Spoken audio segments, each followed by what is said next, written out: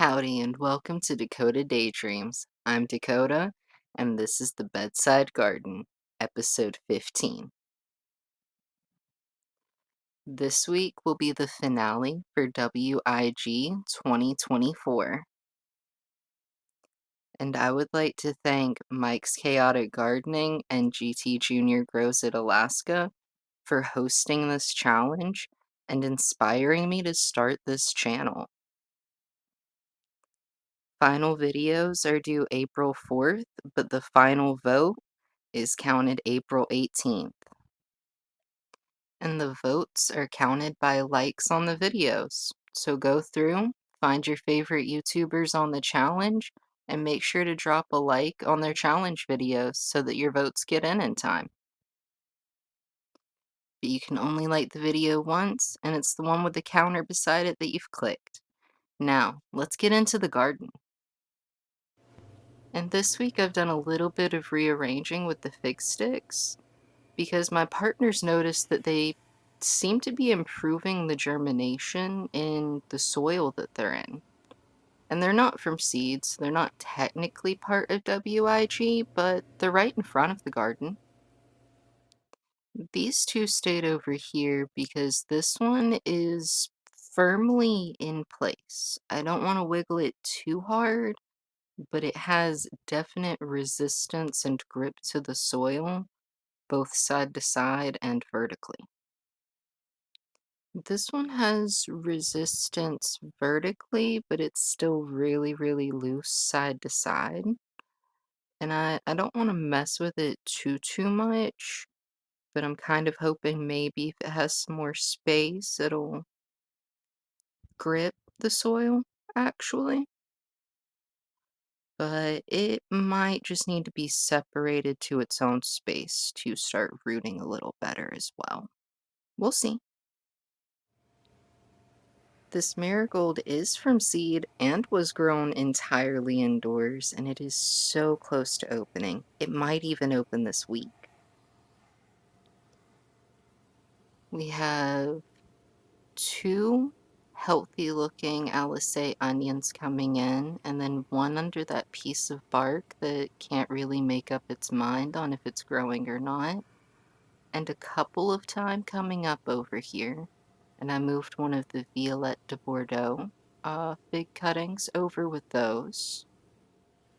And then I put one of the Texas Everbearing cuttings over here with the mango melon, because I'm hoping that they will help each other grow a little bit.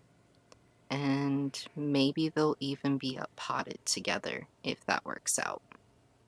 The mango melon in the hydroponics is looking wonky on top, but the roots are still doing their thing, so I'm gonna give it some time, see if it'll catch on.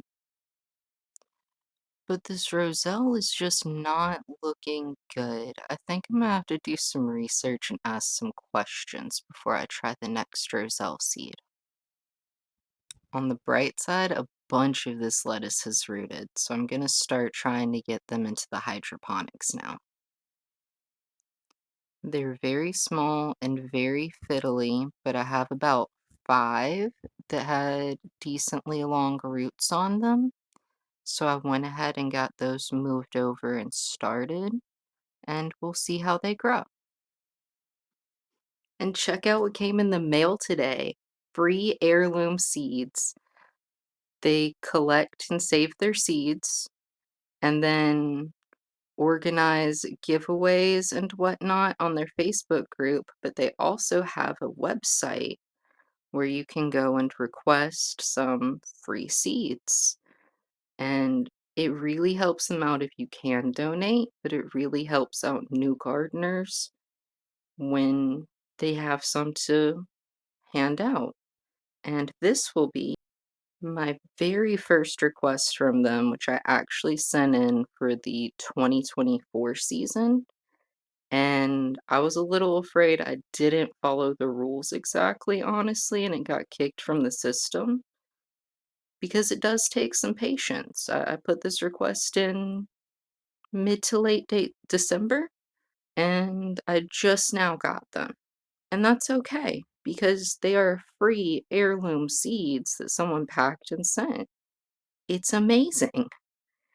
Link will be down below in the description to check out after the video. First seed out of the pack, and possibly the one I'm most excited for, Cherokee Purple Tomatoes, which brings my total tomato varieties to 5 already. But that is great because there's so many different kinds with so many different flavors, and I gotta find my favorite eventually, right? Tom Thumb Bib Lettuce and watercress because I figured it might do well in hydroponics. Want to give it a try. And dwarf Greek basil. But before we get any seeds started, it's time for Catalog of the Week. And this week, it's Southern Exposure Seed Exchange because I love that tagline, saving the past for the future. That is kind of what gardening is, isn't it? We save the generations of plants that taste good, and we pass them on to the future. They open up with a lovely family picture and a letter to valued customers and gardening friends, and tell us a little bit about themselves, their company, and what motivated them to get started and keep going, as well as give us 3 options for how to order. They also include a link to a digital garden planner and have a metric converter down at the bottom in case you're, like me, from a school that didn't teach metric. And then we get to see featured growers from the seed exchange. This year it looks like we've got Trovaley Farm and Brian Chadwell. And then they tell us a little bit more about their programs and affiliations and what they do in the downtime of the garden.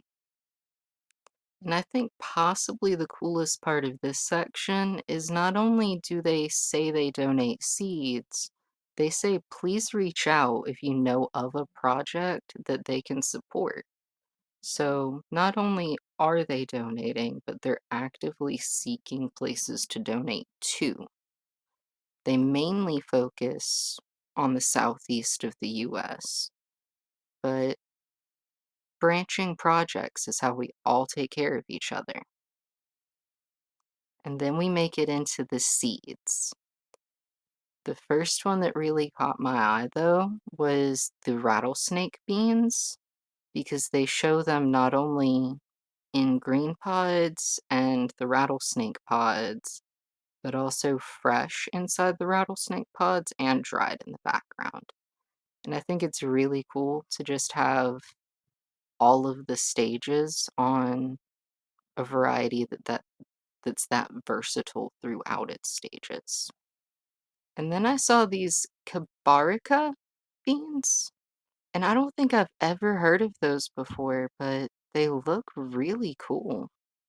They kind of have a purple shade to them depending on how you hold the page.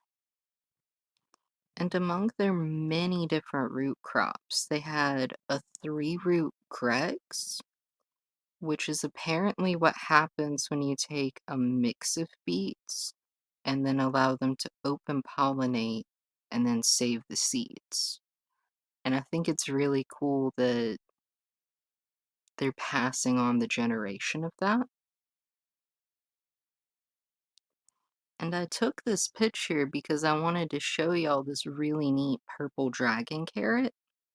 But then I noticed that oxheart carrot up there because I guess I've just gotten so used to seeing oxheart tomatoes in seed catalogs. I didn't realize that they had a round carrot the same shape as the oxheart tomatoes. And I think that's pretty cool too. And they have so many varieties of corn that they ran out of colors. This one's black and white. It's Cherokee White Eagle corn, and I believe I saw it growing when I was very young, but I never knew what it was called before. and I'm very excited to see it somewhere. And this Pungo Greek butcher. And I was really surprised to see varieties of corn I haven't heard of before because I'm always checking out new varieties on seed catalogs and websites. And then I felt like this picture just captures the variety of Southern Exposure's cucumber varieties because there's everything from straight 8 types to the Suyu longs to the Roseland small wonders, all the way to the Mexican sour gherkins or cucamelons, depending on where you're from and what you call them. The seed exchange even has garlic and a lot of different kinds, including a hard-neck variety called Music and a soft-necked or braiding variety called Silver Rose that I'm really interested in trying one day. And I've never really been super captivated by collards personally, but they have a utopian ultra cross of 21 different varieties that were just allowed to adapt to the climate. And this is the cross out that survived. So that would be really interesting to try. And then this Ruby Streaks, which I think is a variety of spinach, but it's kind of between the spinaches and the Asian specialty greens section. So I'm not really sure which one it definitely belongs to. Either way, it looks delicious. They even have this really beautiful Jing orange okra and two varieties of Egyptian walking onion, in addition to these yellow potato onions that just kind of grow into a knot of onions like a potato plant, and then you pull the whole thing up and you have a bunch of onions right off the root. And this is the first catalog I've seen peanuts available in at all. And they have not one, not two, but three different varieties of peanut. And this deep black one looks wild. Like, I might be biased as a southerner, but I want to grow my own peanuts one day. Yep. And among their many interesting shapes and colors of peppers, I found this Trinidad perfume pepper that's called a spice pepper with lots of sweet flavor and a trace of heat. That sounds really interesting. Gonna have to remember to check that out later on. And then they have a magic Kusha pumpkin that grows every shape of pumpkin I've ever seen on the same plant. I see why they call it magic. At the beginning of their tomato section, they have a little box to explain in a good bit of detail the differences between determinate and indeterminate varieties, as well as the different care needs that they have, which as a brand new gardener, I deeply appreciate. And among the dozens of different varieties they have available, I saw these lollipops, which allegedly have a sweet lemon-like flavor. And sometimes I wonder with things like this, do they actually have a lemon flavor? Or do people see them and associate them with candy because of the name and assume it must taste like lemon? I might have to grow one to find out one day. And then they have Cossack pineapple ground cherries, which are apparently a type of ground cherry berry that tastes like a pineapple, and a really wide variety of turnips. but I think my favorites are the Scarlets and the Tokyo Markets. And my favorite part of their watermelon section was that they have the Moon and Stars watermelon, but they don't just have it in red. They also have the Moon and Stars in yellow. And I thought for a minute that the light was catching the picture weird, but there's a regular yellow watermelon in the bottom corner. That Moon and Stars yellow is like a gold yellow. And it says that the flavor gets kind of an apricot and honey taste to it when they're fully ripe. And I think I can see it in that picture. And then when I saw their herb section and they have Kapoor Tulsi, I was really intrigued and I looked a little bit closer and it looks like that's just a different name for holy basil. And I think it's cool how many things have different names and how many different places are starting to list multiple names for it so we can find the things we're calling differently. But I think my favorite part of their entire herb section was their side section for at-risk medicinal herbs, where they offer ginseng in both seed and root form, and golden seal rhizomes, which I've only heard of golden seal maybe once or twice from other gardening YouTubers. And it's really cool to see that there are some places trying to keep it going. And then I saw soapwort and got really excited because I grew up making goat milk soap, but always having to get soap base, air quotes, because I don't know what's in that. It's just like a brick, really, that you melt down and add colors and scents to. I want to get soapwort one day and actually make the soap base from scratch with it. See, I saw the peanuts and I thought, yep, Southern exposure, seed exchange, makes sense. And then I made it to the cotton. And y'all, this is the only seed catalog I have ever seen cotton in or around anywhere. And they have 5 different varieties. And that's just the ones that I saw. I might have missed one too, but I saw 5. And I'm pretty sure the only one I've ever heard about or seen in real life is the red foliated white at the bottom. But I'm a little bit of an emo kid. I feel like the Mississippi brown would save me some time dyeing fabric black. Anyway, personally. And then they have scarlet sage. I've seen a lot of different kinds of sage, but I don't think I've seen one with bright red flowers before.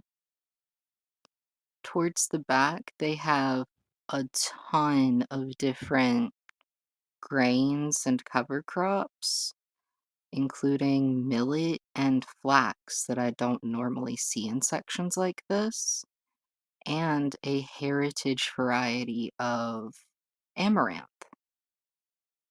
They even have rice, including this Tierra purple variety. And they start their supply section with all the books you would need to make a gardening library. And they even have these really cool potatoes that look kind of familiar. Where have I heard Adrenoch Blue before?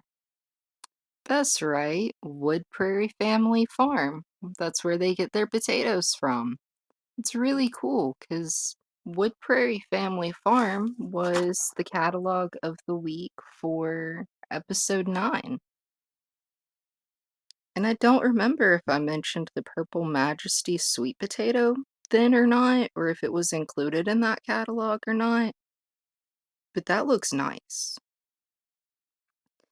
And then they have a page that's pretty much what's contained in the About Me on their website, their mission statement, why they do what they do, and their full backstory.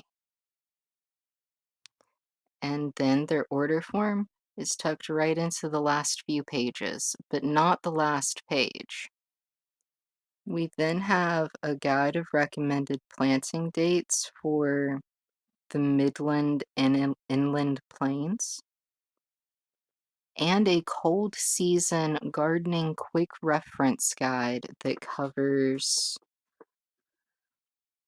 midsummer, late summer to early fall, mid to late fall, and early summer. And then the very last page has a calendar of their events and a detailed index of where to find what you want right up along the edge of the side. And on the back of the catalog, under your shipping information, they have this beautiful little collage of their seed pack designs. Southern Exposure Seed Exchange definitely had some unexpected parts this week. And if you'd like to grab your own free copy, the link will be down below in the description. Now let's get back to the garden. And now that we're back, I'm starting 4 of the Cherokee Purple tomato seeds to join Cherokee Purple 2025, hosted by GT Junior Grows it Alaska. And my partner was home while I was gardening and had a cool idea for our intro into the garden, and I really like it.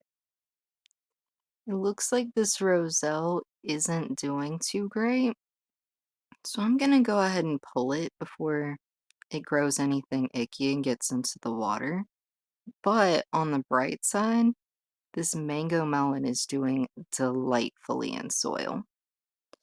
My partner even got this really great pan over the first marigold bloom opened up while I was adjusting some things in the garden and mainly trying to catch up to the lettuce seeds opening up.